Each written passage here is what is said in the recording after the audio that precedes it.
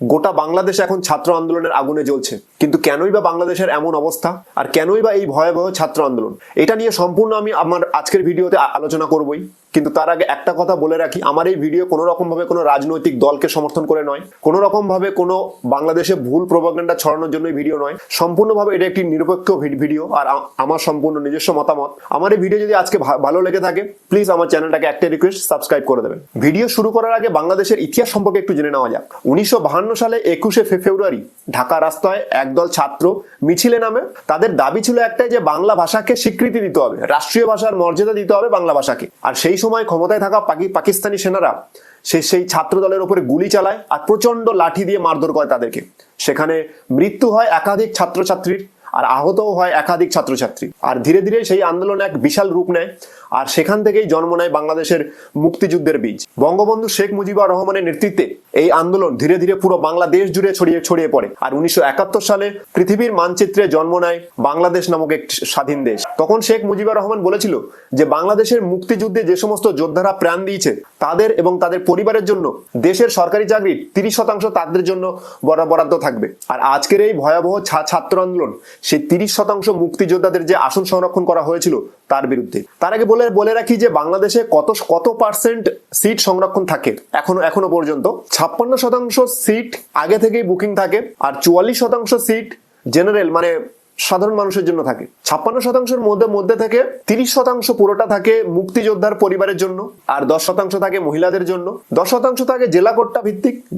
জেলা কোটা ভিত্তিক মানে হচ্ছে যে সমস্ত জেলা পিছিয়ে আছে, যেখানে অতটা পড়াশোনার ইনফ্রাস্ট্রাকচার নেই, তাদেরকেও গভর্নমেন্ট জবের সুযোগ করে দেওয়ার জন্য সরকার এই 10% কোটাটা রেখেছে।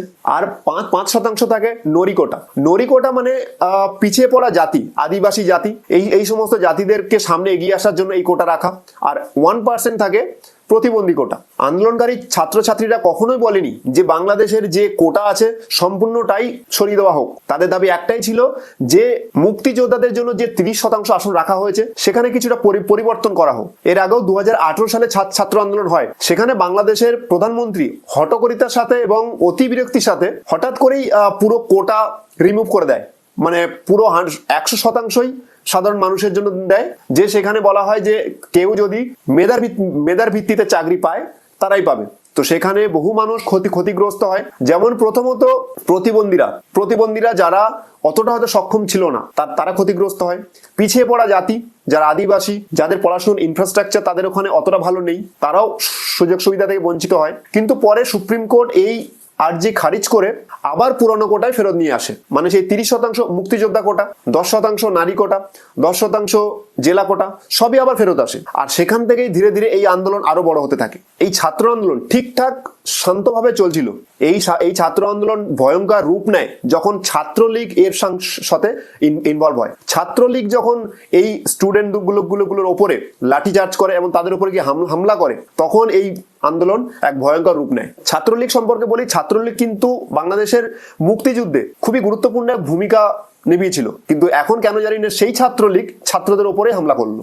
সরকার চাইলে এই আন্দোলনটাকে সুস্থভাবে একটা আলোচনার মাধ্যমে শেষ করতে পারতো, কিন্তু না, সরকার সেটা না করে কেন্দ্রীয় বাহিনী মোতায়েন করে, পুলিশ মোতায়েন করে এবং ছাত্রদের উপরে বেধড়ক লাঠিচার্জ করে, গুলি চালায়, এমনকি অনেক ছাত্রের প্রাণও যায়। সেখানে ছাত্ররা চেয়েছিল যে এবার হয়তো প্রধানমন্ত্রী এগুলো নিয়ে কিছু বলবে, তাদের কথা শুনবে, কিন্তু প্রধানমন্ত্রী সেটা না শুনে প্রধানমন্ত্রীও সেখানে সাংবাদিক সম্মেলনে এসে বলে যে মুক্তিযোদ্ধাদের জন্য সিট সংরক্ষণ থাকবে না তো কাদের জন্য থাকবে? রাজাকারদের জন্য। এবার রাজাকার সম্পর্কেও কিছু কথা বলা যাক।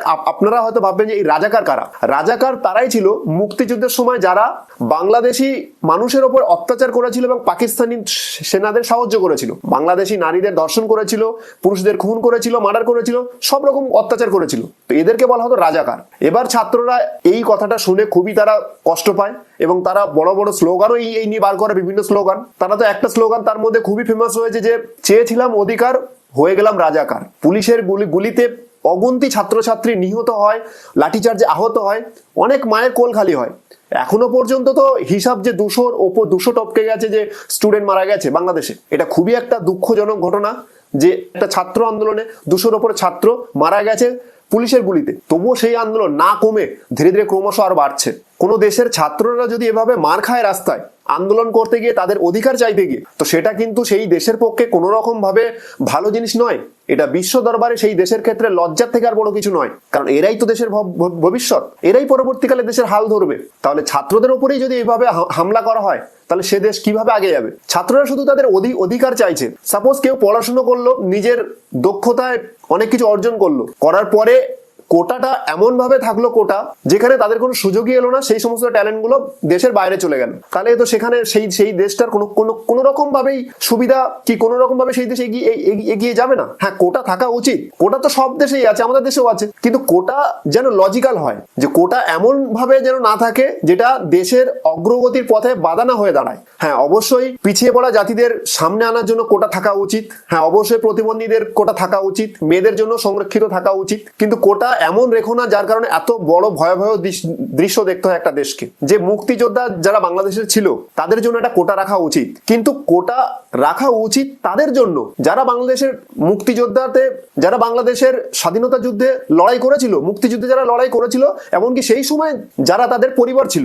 কিন্তু সেই কোটার অনুযায়ী যদি তাদের নাতি নাতনিরাও সুযোগ পায়, তাহলে তো এটা ঠিক নয়, কারণ তাদের নাতি নাতনিরা তো যুদ্ধ করেননি। যারা যুদ্ধ করেছে তাদের দেওয়া হচ্ছে, এমনকি ওই সময় যারা তাদের পরিবার ছিল তাদেরকে দেওয়া হচ্ছে, এটা লজিক্যাল। কিন্তু তাদের নাতি নাতনিকে দেওয়া, এটা তো কোনো রকম ভাবে মেনে নেওয়া যায় না। আর এটাই বাংলাদেশের ছাত্রছাত্রীরা মেনে নিতে পারেনি। কিন্তু সত্যি কথা বলতে 30%টা অনেকটাই বেশি। এটা যেন কোথাও না কোথাও একটা নেপোটিজম হিসাবে লাগছে, যে 30% বাংলাদেশের মুক্তিযুদ্ধে লড়াই করেছিল বলে এটা তো তাহলে ক্রমশ চলতেই থাকবে, মানে এটার কখনো থামবে না। তবে একটা জিনিস ছাত্রদের অপেক্ষা করা উচিত ছিল, যেহেতু বাংলাদেশের প্রধানমন্ত্রী সুপ্রিম কোর্টে এটা নিয়ে আর্জি জানিয়েছিল, বাংলাদেশের সুপ্রিম কোর্ট অলরেডি রায় দিয়ে দিয়েছে যে 93% এবার মেধাভিত্তিক ভাবে হবে চাকরি, সরকারি চাকরি, আর 7%-এর মধ্যে 5% থাকছে মুক্তিযোদ্ধাদের জন্য, আর 2% থাকছে যারা সমাজের তৃতীয় লিঙ্গ তাদের জন্য। এই কারণেই বলা হয় ছাত্র আন্দোলন পৃথিবীর সব থেকে বড় আন্দোলন। ছাত্ররা পারে না এমন কোনো কাজ নেই, ছাত্ররা চাইলে সবকিছু করতে পারে, সবকিছু বদলাতে পারে, আর সেটা আরো একবার প্রমাণ পেল। নেভার আন্ডার এস্টিমেট আ স্টুডেন্ট। নমস্কার, শেষ করছি আমার ভিডিও আজকের এখানেই। ভালো থাকবেন, সুস্থ থাকবেন।